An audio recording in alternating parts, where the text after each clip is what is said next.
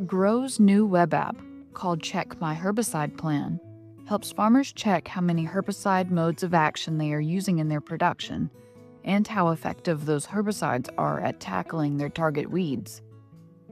To use the app, visit the Grow website's Tools menu or the URL herbicide.growiwm.org.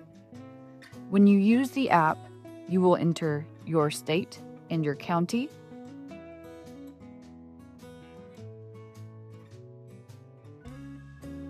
the crop you grow, and any herbicide traits,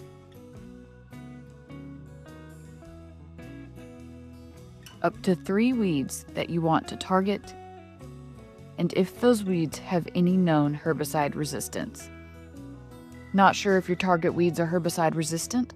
Then choose I don't know, and the app will help you add herbicide resistance for that weed species in your area.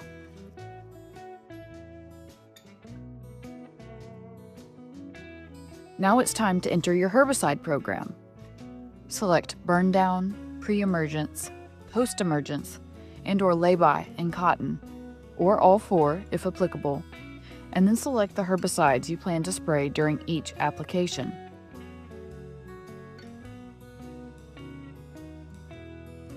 The app then shows your herbicide plan's total number of effective modes of action, the group number for each herbicide, and color-coded boxes indicating which herbicides are effective on your target weeds.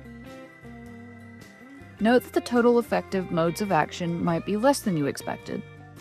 The app's color-coded boxes help explain why a mode of action might not have been or may have been counted as effective.